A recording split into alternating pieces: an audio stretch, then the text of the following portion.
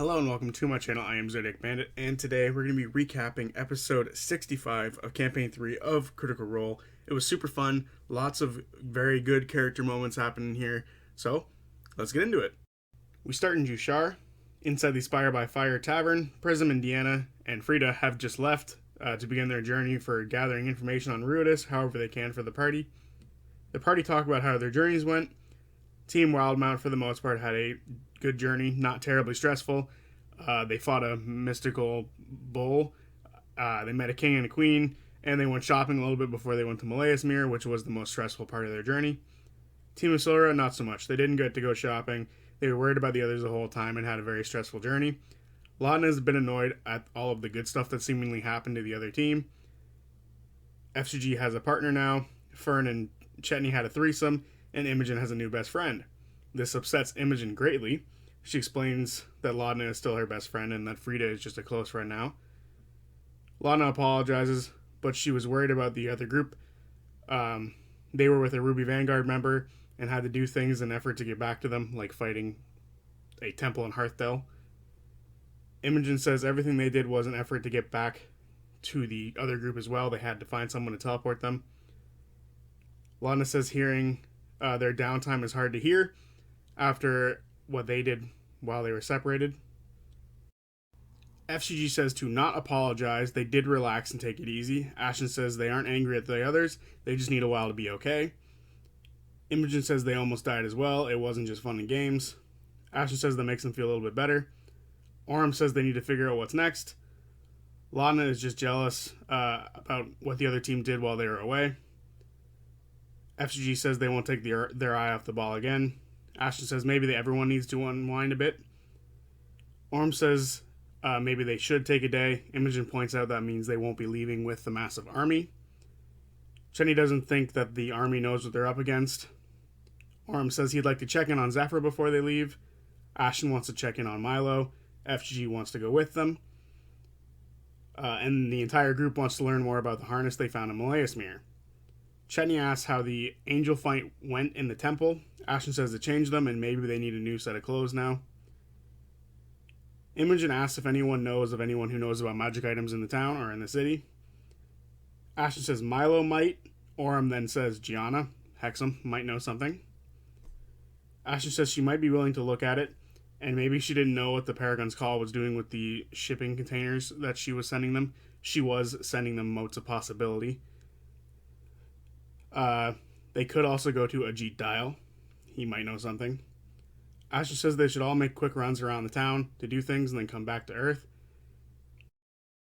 Chetney looks at Laudna's hands. They are very fidgety. Orem asks if they can use the staff to go home and check on his people.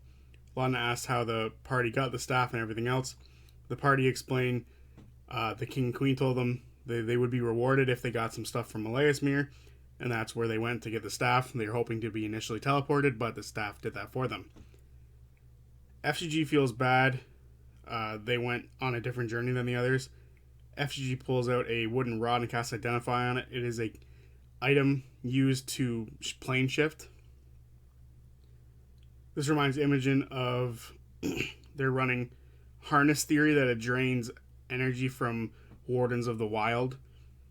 Laudna tells the others of the Eidolons, which are described very similarly to the Wardens of the Wilds.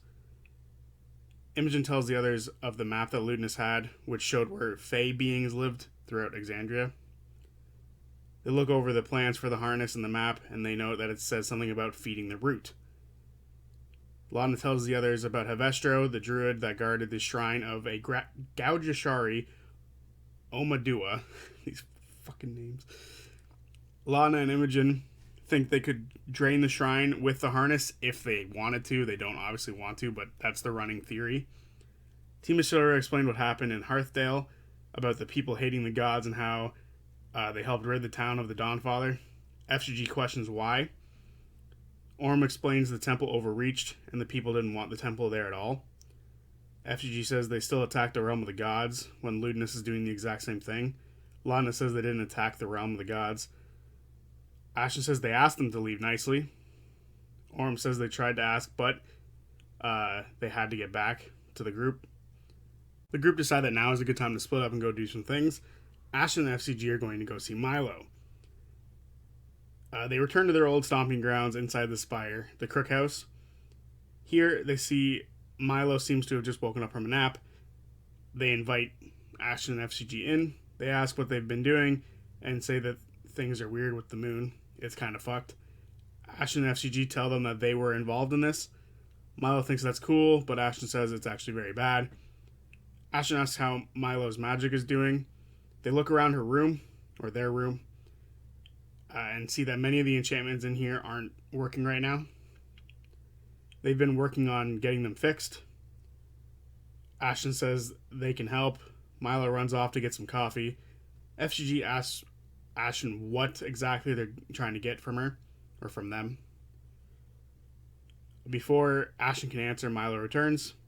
Ashton explains that some magic isn't working due to the ley lines being all messed up. Ashton says they don't fully get it themselves. Milo says it doesn't matter. Ashton needs a favor. They hand Milo a letter and ask how fast they can do it. Milo says 70% chance of success in a day and a half. Ashton says tomorrow afternoon work. Milo says 63% chance of success. Ashton hands Milo their hammer and says they're going to save the world. And if Milo hears from the others, Ashton would like to talk to them. Ashton then heads out, but FCG stays behind a second. Milo tells FCG to keep an eye on them. FCG says they seem positive and they'll find out why.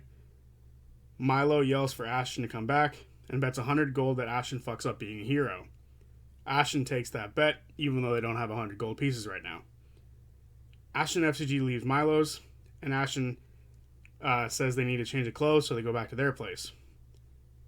FCG asks if they're alright. They seem like someone that feels like they're at the end and how they would act. Feels like they're ready to make a sacrifice. Ashton says they've learned a lot from the last few days. Ashton thinks they need to be the people they need to be to do something. They don't want to be worthless. It's not the time to be inefficient. Ashton says they need FCG to tell them about Frida. FCG says that's easy, but asks for a hug first. Ashton says yes, and they hug it out. FCG says they are proud for Ashton to find a purpose and is thinking about others. They would cry if they could. Next time, Ashton will just pour water on their face to make it look like they can cry. Ashton says they don't like having shit to lose, and now they have a lot of stuff to lose, meaning the party. Ashton says they're in it now. As Ashton changes, FCG tells them about Frida. Ashton says they are proud for finding what Ashton was trying to give them for a long time, a reason to live, and says there's a reward at the end of all this. They're tired of the self-destructiveness in the group, and they need FCG to be working. Ashton says they are family. Ashton tells FCG the party likes it when FCG takes care of themselves, and it's easier for them to take care of everyone else when they do. They then head out to meet up with the others. Laudna and Imogen are going to go see Shadana. It doesn't take long for them to reach her house. Imogen tells Laudna that she messaged her before, so she might be a little bit frazzled, as she seemed confused by the message. They knock and Shadana opens the door. She says it's been a while and they hug her. Shadana says that that Imogen spoke to her in a daydream. It was nice to hear her voice. Imogen asked if she rented out their old room. She didn't. She liked the quiet for a little while and wanted to make sure it was available for them if they ever came back. Imogen asks if the money they gave her is sustaining her. She says yes, and it has allowed her to take up painting. She asks if they want the room again, and if they're staying. Laudna says only for tonight, if that is possible. They have dinner planned, and then they'll be back. Laudna asks how she's been with everything going on. Shadana says it's very scary. She should go shopping, but there's lots of unfamiliar soldiers. Laudna offers to shop for her. Shadana then gives them a very extensive list. Laudna and Imogen then head out to go shopping for her. Imogen says this isn't how she expected their reunion to go. She's sorry for what Laudna went through on her side of the journey. Laudna apologizes for her outburst. Imogen says it's weird that she can't hear Laudna in her head due to the new circlet. Laudna thinks that's great. Imogen isn't too sure. It makes crowded areas better, but she kind of misses Laudna's voice in her head. Laudna says that's great. As Laudna is talking, Imogen asks if she can kiss her. She isn't sure if she can. Laudna says yes. They kiss, and thousands of fans go crazy. I imagine that's what the Twitch chat was going nuts about. In fact, it was, because I looked, and the Twitch chat went flippin' insane for that one. Lana says she obviously cares for Imogen and missed her. Lana says Imogen is her anchor. When Imogen wasn't there, she did horrible things and thinks she's a very bad person. Imogen says she's not. Imogen says Lana is her anchor, her tether. Lana tells Imogen what happened when Bodor betrayed them. She couldn't handle it, and she trusted him and the others. She says it broke her, and she couldn't let him live. Imogen asked if he attacked them first. She explains what happened during their fight, and that she lost control and thinks that she, being Delilah, is back. She feels guilty because of what the party did to get to deal with Delilah. She felt that beating heart when she killed Bodor and sucked the life from him. She hadn't felt that in months. Imogen says not to apologize to her. He attacked them, and they'll deal with Delilah again if they need to. Lana says maybe they shouldn't deal with her. Imogen asks if she wants to use her. Lana doesn't answer. Imogen says that she gets it. She points to the moon into the sky, and she doesn't know if she wants to get rid of it either, as it gives her powers. Lana says maybe it's destiny, and they get back to shopping. As they're shopping, they hear whispers and people asking what's going on. There's people gathering, and they can hear a voice. We were never meant to be bound by the gods. We were always meant to rise above them. Lana and Imogen rush to see a fountain, and above it is a transparent Ludinus.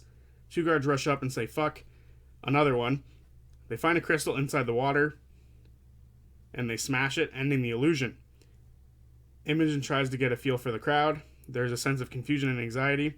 Before the crowd disperses, some take a moment to absorb what was said by Ludinus before walking away. Lana and Imogen get the sense that the guards have dealt with this before as they push people away. Lana then grabs some of the shards of the crystal that was smashed. They realize that Ludinus has allies here, and they drop off the groceries for Shadana, and they go back out to get a new dress that matches Lana's new corset. And they take a while to shop. I'm not going to go over that. The only thing I will mention is, after they get her new dress, Lana makes a backpack out of the wooden pate house and the old belt of her old clothing. I thought that was cool enough to mention. Otherwise, not too concerned about the new look. I like the backpack though. Next is Fern, Orm, and Chetney. They went to the Dial Hall. Last time they were here, there were tons of groups of kids, and now there's just one group. Ajit Dial is speaking to the children. He's telling the kids that math is important for magic. Fern says that most of it they won't use, but the magic stuff is good. He lets the kids go for a bit as he talks to the party. Ajit says it's been a while and can see that they're here with a purpose. Orm says they've been seeing weird things lately. Ajit says it is a strange time and it looks to the full sky ship port. He says a bunch of sky ships showed up before the solstice and went south, but since then there's a new consistent flow of them coming and going. Orm says they came from that direction. It's trouble. Orm asks about rumors. Dial says that the people want answers from the quorum, and the quorum say that to go about their business, everything is under control. But the people can see the army is moving toward a big red moon, and it's getting people riled up. Dial says there's been a lot of different leaders here. The leader of Ank'Harel was here yesterday speaking to other leaders. The leader of Ank'Harel being Jamon Savor. Gotta make sure I get the names right. He says some people think it's the start of another Apex war. Some think it's a start of a calamity. He says some of the gondolas are down. Dial then says that some prisoners were magically bound and some of them got out. One of them was the leader of the Ivory Syndicate, which is very bad, I imagine. Orm asks if the temples are business as usual. Dial says the temples aren't opening their doors to a lot of people right now. Chetney asks if there's any violence. Dial says no, but if the people don't get any info soon, there might be some. Orm asks if he knows anything about Ruidus. Dial says there's many omens with that moon, and if this is one of them, he doesn't really want to know about it. Chetney suggests asking about Eidolons, but when Ajit Dial hears that, he doesn't really know anything about them. Fern insight checks and gets a whisper. We never get the answer to this, so I assume he's being truthful. Fern asks how he's doing. He says it's tough being the one responsible for others. They need someone to be strong. Fern gets where he's coming from. Chetney asks if Dial knows someone who knows anything about ancient technology. Dial says to give him a minute, and he goes inside the Dial Hall. A minute later, he comes back out with an extremely elderly man. His name is Doraemon. He's the one who taught Ajit Dial everything he knows. He says hello and asks what they're doing. Chetney asks if Orm can see anyone is watching that they don't want to see watching. Perception check 21. Everything here seems safe. Chetney shows Doraemon the harness. Doraemon takes it and says it's peculiar and says he has no idea and then goes back to finishing his soup. Chetney asks if the leaders are meeting here or elsewhere. Dial says the leader of Ank'Harel was here for a few days and then left, and wouldn't be surprised if the leaders of each of these groups are talking near the dig site in the Hellcatch Valley. Fern asks if Dial heard Ludinus. He didn't. The party realized that it's likely that the nexus points are how people heard Ludinus, because they also realized that people didn't get teleported away from here. Fern tells Dial they met the Gorgine. Chetney says they helped find his inner beast. Dial says he's concerned with those who aren't ready to accept their curse and is happy to see when people find comfort in it. Orm thanks him for his time. Dial says he's happy to help and thinks things will only get weirder going forward. Fern asks where the Temple of the Matron of Ravens is. Dial says it's in the Smolder Spire. Orm thanks him again, and they leave the Dial Hall. Orm asks if they want to go to the Raven Mother's temple. Chetney and Fern say yes. On the way, a scent catches Chetney's nose. It smells like the best meat pie ever. He asks if the others can smell it. Orm with a natural 20 for a 31 total perception check, and Fern with a 28. They smell something, but it smells like a stale green something. It's not meat, not a meat pie. Chetney tries to follow it. Perception check of 21 as well. He follows it, but it overwhelms him. He needs to make a wisdom saving throw. 16 on the save, and Chetney starts to uncontrollably sprint toward the smell. Orm looks to see if he's changing into his werewolf form. He's not. Orm falls behind as Fern and Chetney can both race off faster, as they can both bonus dash and dash. Chetney turns down an alleyway, and there's a cloaked short man holding something. As he turns the corner, he throws it at Chetney. Chetney bites it and transforms a bit. It's not what Chetney expected it was. It's not meat. It's some sort of greens. He doesn't like it, and he looks up toward the man. He throws a metal net over Chetney, and then it burns him as it touches him. It's made of silver. Fern turns the corner to see this. The man is a short dwarf with blonde hair and a beard. The dwarf says not to come this way to Fern, and she instantly casts Blight on him. He fails the save, and Fern deals 31 damage. Fern grabs the net to hold on to it and make sure it doesn't get pulled away. He says it's just business. She says to fuck off. Roll initiative. Chetney gets a 19, Orm a 16, Fern a 9. First up is Chetney. He screams under the net, as it's a bit painful. He sends a blood curse towards the dwarf, who now has disadvantage on dex and strength saves, or checks. He then tries to take the net off, but a athletics check of 19 fails. As he touches it, it burns, making it very difficult to remove. Orm is next. He comes around the corner and sees all this. Orm rushes up and attacks. He hits for 14 damage and then attacks again, dealing 19 damage. On both attacks, he tried to trip the guy, or the dwarf, but the dwarf was able to keep himself up. The dwarf says this is a cursed beast and he's going to deal with him. Fern says that she knows this and he's their beast. The dwarf says some people want him dealt with. Fern asks who, and the dwarf tries to shove Orm, but couldn't beat Orm's dexterity save. He then tries again and takes 5 damage from the blood curse. Unfortunately, he still shoves Orm away and then tries to drag the net with Chetney. Fern tries to stop, but can't quite do it. He's too strong for her. He drags Chetney 20 feet back and takes out a silver hammer and holds it over Chetney. Fern yells, "Wait, let me kiss him before you take him." She rolls a deception check or a persuasion check of 22. We aren't quite sure yet. I'm going to go with deception check. He says if they are this entangled, yes, say your goodbyes. Fern walks up and kisses Chetney and casts stone skin on him. The dwarf disapproves. Fern then summons Mister behind her. Chetney takes out Turmoil.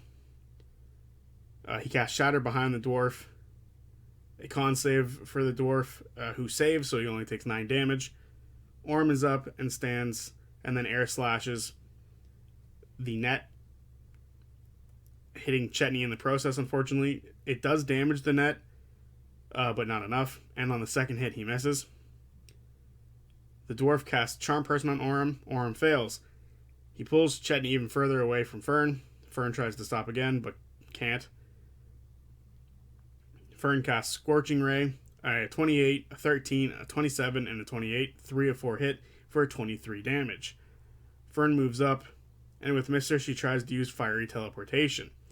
As the dwarf pulls, he says, "Too young," sends his regards.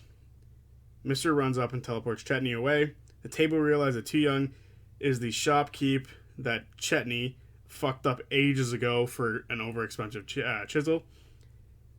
Chetney is up. He casts invisibility on himself. The dwarf says, "Shite." Chetney puts his back to the wall and begins to shimmy down the street. Orm is up. He starts looking for Chetney because he's charmed and won't attack the other guy. The dwarf grabs the net and casts Misty Step and has now disappeared. Chetney asks if he's gone.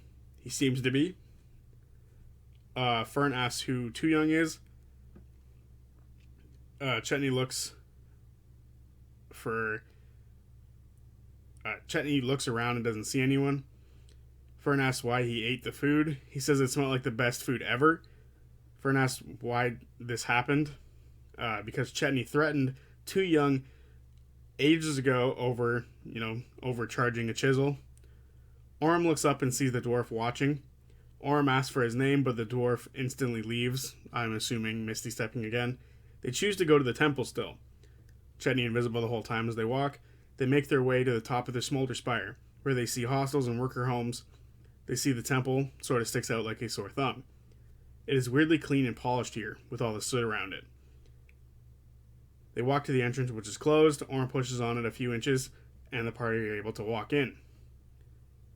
Orm says hello, and his voice echoes. The temple exterior didn't look too big, but the temple is built into the spire, so it goes deeper inside than it looks. There's an illusion 60 feet down that makes it look even deeper.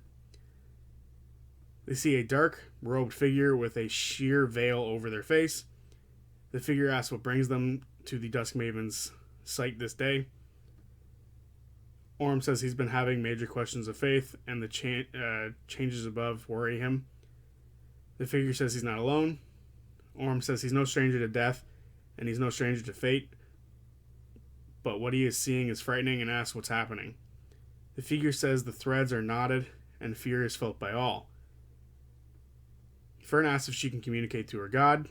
The figure says in ways, but there is much confusion. She says they are doing what they all do, which is what they must do to survive. Their fates are intertwined. If she, the matron of ravens, can see this through, they will see them through as well. Fern asks how she knows that. The figure says faith. Orm asks if she still feels her. She does, but it's different. It's equally frightening and as it is comforting. To feel human emotions from something so grand. Insight check 21. She seems honest. Fern asks if the figure knows the Maven's name. She says there's no one alive that knows the name. The figure asks what they seek. Solus answers. Orm says both and what to do next. She doesn't have those answers. They are in a period of mourning and preparation. Orm asks how much time they have. The figure asks if Orm wants a drink, or wants a drink from the waters with her. Orm grabs Fern and pulls her with him. Chetney goes as well, still invisible. The figure takes a small metal pan and fills it with water from a basin and offers it to Orm. He closes his eyes and drinks the water. It's very cold, and its chill spreads throughout Orym. She turns to Fern, and she takes a sip as well. She feels the same thing. She then turns to the invisible Chetney, and then he sips from it as well, but his is very slurpy and very loud, very un-temple-like there, Chetney. She then drinks it and then turns and prays. Orym thinks to himself, they're really looking for answers, and truly prays. Fern says a few times that she's feeding the root and gets no real reaction. There's something meditative about this place. They don't know how much time goes by with the waters that they can hear and the cold air. It's just nice. Chetney looks down and sees they're no longer invisible. He looks at the figure and she's gone. Chetney tells the others. Orym says they should go. They all felt like they went into a trance. They choose to leave. They touch the door and it swings open. They see a red sky and they don't see the road. They see the dig site. A red beam and a black orb inside it screaming. The doors close and they see a white mask. They open their eyes and the figure is still standing there. Chetney is still invisible. They ask what happened. She says they are mourning. They ask how they can help to turn the tide. She says faith. Orym takes some of the water and puts it on a shield. They thank the figure and head out. At the door, Orym looks for the dwarf, gets a 30, no dwarf. They talk about what happened. Chetney asks why the orb was screaming. Orym says it's still him, the champion. They run back to the Spire by Fire. Everyone is there. FGG says they went to Milo's. Laudna is much happier than when they all left. She seems very happy with her new clothes. Laudna shows Chetney the wooden backpack. Pate says it's very bumpy. Imogen says hi to Pate. Pate says hi back and says, I saw what you did. Very ominous. Everyone asks what exactly Pate is talking about. Imogen says they shot for Shadana. Laudna says they saw Ludinus is running propaganda ads and shows the party the crystal shards. She tries to mend it, but there's only about 1/3 of it there. FGG looks it over but doesn't know what it is. FGG gives Laudna baked goods that remind her of their journey in Uthadurn. Orym and Fern fill in what happened or what they did. They talk to Ajit Dial, and then they tell them what happened to the Duskmaven's temple. But first, they were attacked by a dwarf. They then tell the party of the vision. Orym says he knows of the champion, but he doesn't know exactly who he is. He just knows that he's the person that saved Keyleth is the person with the champion title. Chetney thought whatever happened to him was the end, but it seems to be ongoing. Imogen brings up that Ludinus seems to be 20 steps ahead of them, and knew that somehow Keyleth would lead to the champion, lead the champion to Ludinus. They have to see Keyleth. Orym says she's wise and can teleport them to the dig site if they have to. Laudna questions that they need faith to win. FGG asks if Fern follows a god. She says to be determined. Imogen asks not even the Moonweaver, which seems to be a very fey god. Fern says no.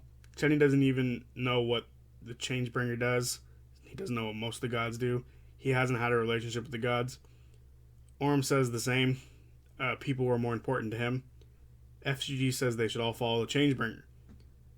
Orym asks about FGG's moment with the Changebringer. FGG says they had a few moments and she's real and can affect change. FGG wonders if faithless people are the ones to save the gods. Laudna says they don't have to save the gods but humanity. FGG says that's the same thing. Ashen questions this. They want to stop Ludinus. That's what they know needs to happen. The rest is too vague. FGG says they're all here due to miracles. Laudna and Ashen should be dead. Chetney has a gift of lycanthropy. Orym, Fern, and Chetney just had a vision, a sign. Laudna says, we saw Imogen blow up a city block. That's more than any god has done for them. Ashen needs more than wind blowing and coin flipping to trust in the gods.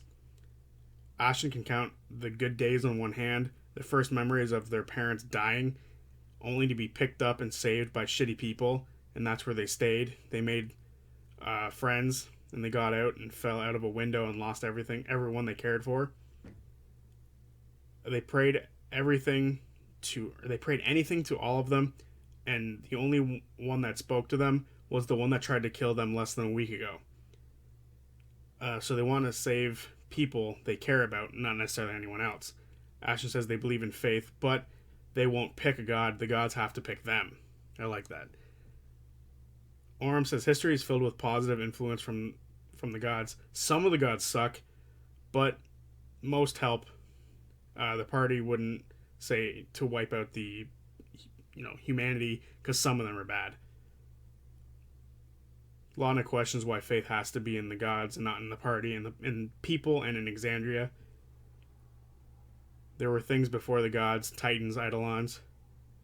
FGG says if she means that faith, then it's good, but the titans aren't in danger right now. Orm says they shouldn't paint the gods with the same brush. Lana says they're all going to have different opinions on this, and she wonders if they can do this together with their differences. Chetney thinks they can work together. They're from different places after all. They all have different paths to growing up, and now they're in the same place. Ashton says they have faith in the group. It doesn't matter what they think, they just need to kill Ludinus. They can cross the other bridges when they get there. Imogen asks about the conflict with the Dawnfather. Ashton says it was a land grab. Imogen thinks they've learned thinks about if they learned from where Predathos came from. She remembers that it came from the same place the gods did, the stars. The party look at the harness again and are worried that it might hurt Fern as she's got Fey essence in her. But they can't tell, and no one can identify it, so they can't really do anything about it now. Fern wants to scry on Ludinus. The party asks if they want to look for Ludinus or Imogen's mom. Laudna then asks if Imogen has had any dreams lately. She went into one on purpose, and she saw people going up and down between the Red Beam and Rudis. FGG can scry too. Fern will scry on Ludinus, FGG will scry on Liliana. They both make their ritual, and their rituals are different. Fern sits down and green begins to come off of her, and she begins to focus on Ludinus through one of the objects from Meleismere. She casts the spell and is pulled out of herself, into the plants, into the spire, into the leaves, and eventually focuses on Ludinus, but she sees a gray nothing and floats in nothingness. She's been blocked from connecting to Ludinus. Fern says she doesn't think she did it right. She thinks she needs to get better at it. The group recall that Prism couldn't do it as well. She couldn't look at him either. FGG is up. They light incense and then eat it. And they take the Changebringer coin out and they look through it. They look into the coin and the hair of the Changebringer begins to glow. They themselves are pushed through the coin into darkness, and that darkness turns to redness. They see a familiar red dust storm. The storm fills the sky, but not the entire space around them. They see a woman walking with purple hair and a heavy coat and a heavy scarf. Behind them, FGG sees a figure with a mask and long silver hair. Ludinus is with Liliana. They see shapes of buildings. FGG then looks up and sees a blue and green sphere above the world. It's Exandria. Above the world, I guess above Rudis. Not above the world. It's Exandria they see. They tell the party that they are on Rudis. It was like they were walking through a street, through buildings. They recall the gods sent Rudis up with a chunk of Exandria. Maybe it had a city on it. Imogen asks what Exandria looked like. FGG says a marble. Imogen says to ask the Changebringer if the world is flat or not, because up to this point, FGG believes the world is flat and doesn't like the marble idea. They flip the coin, and they get a yes, it's round. FGG says yes, like a frisbee. Like I knew it. Next time, they should ask if it's like a marble. The party says they need to ride the beam up to get to Rudis, but they need to go see Keyleth first. Laudna wonders if the Rylori are people who were unfortunately stuck with Predathos when they got sent up into the sky. Laudna asks how Fern is doing, being Rudis born. She is fine, not really feeling anything weird from it. The party choose to rest up. Unfortunately, the next day the staff does not refill enough charges to teleport, so they have to leave. So they can't quite leave yet. They need to wait for Ashton's things first anyway. They cast Identify on the harness. They see the harness, or the funnel of the harness isn't meant for the chest, but in fact for the back. it would take the essence of magic and place it into the body of the wearer. The party wonder if this is a weak spot for Ludinus. Orm wonders if that's how he stayed youthful all this time. Ashen asks if they know where Ira is. Maybe he knows something about this thing. Imogen says that's a great idea. They can scry on him. Ashen first goes to Milo a few times throughout the day, and by sunset, the hammer is done. The hammer is thicker, and there is now a mechanism where a rod was added. Probably the immovable rod, which to me just sounds nasty. And they added the cave crystals from the Gaujashari cave that reflected magic to the hammerhead itself. Ashen thanks them for everything. Milo punches them. Back at the Spire by Fire, Orm tries to reach out to Caleb, but unfortunately the spell doesn't work. Or the sending stone doesn't work. Imogen tries to send a message to Ira, yet again, doesn't work. FGG then casts Scry on Ira. They look into the coin and they feel that they are about to see him, but they are pushed away by Ira's will.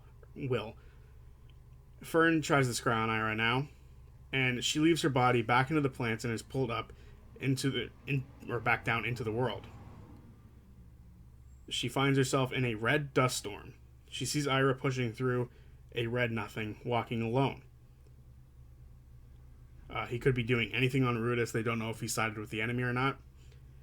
Fern looks for things around him. She watches him for a bit and sees a dark shape. He pushes up against it. It looks smooth.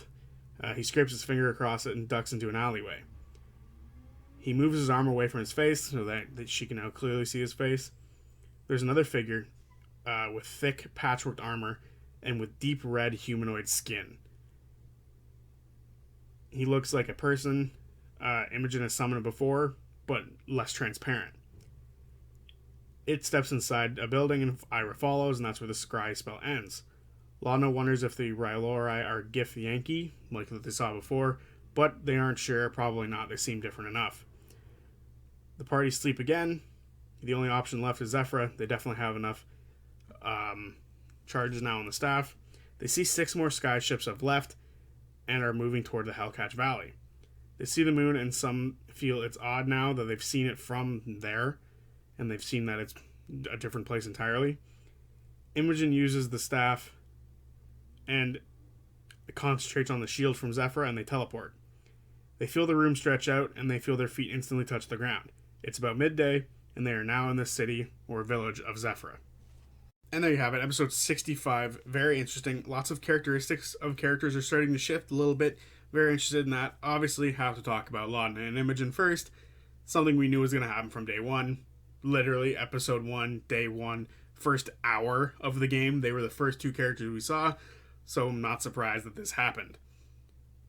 And then you have Ashen, who is now much more open about the fact that they have things to lose and they care about the party.